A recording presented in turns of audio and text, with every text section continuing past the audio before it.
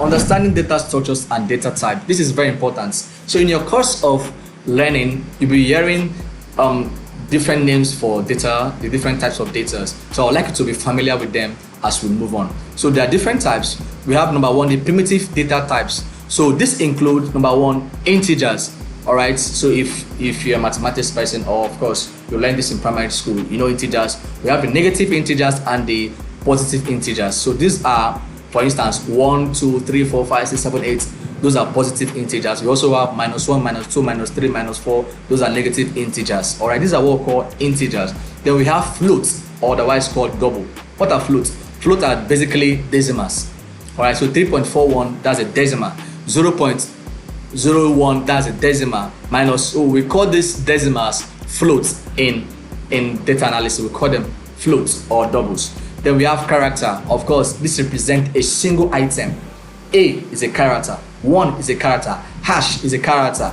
Asterisk is a character. Name them all. A single item is called a character. Then we have the Boolean. This has just two values. Boolean has just two values, which are the yes, is a yes or a no, true or a false, a 1 or a 0. In other languages, is a 1 or a 0. You get. So these are, it has just two values, a negative and a positive, a yes and a no, a true and a false. So we call this a Boolean data type. So let's move to the number 2, composite data types. Number 1, we have the array. So what is array? Simply the collection of elements that are of the same type. The same type.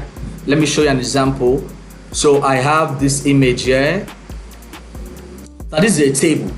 You know, for you to have a table, column 1 is name of the person's first names, column 2 is name of the surname, column 3 is the age, column 3. So we have for Daniel. Daniel would be, my first name is Daniel, my surname is Henshaw, my age is 33, my height is 5.3. You know, the next person will get the same information. You see, they are all of the same type, so we call that an array. Hope that was clear. Then string is a sequence of characters often treated as a composite type. Let's say I have my name Daniel.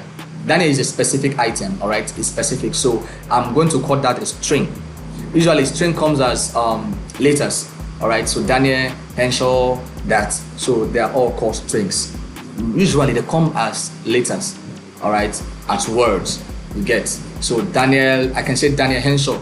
It can be long, okay? It doesn't have to be just one. It can be long.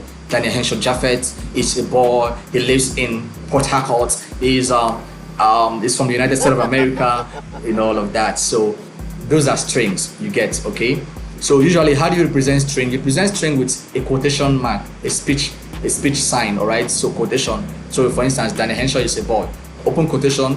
Daniel Henshaw is a boy. Close quotation. So I'm representing that as a string. So I have this now. To show this now, I'm going to enclose this with a quotation mark. So put my quotation. Daniel Henshaw is a boy.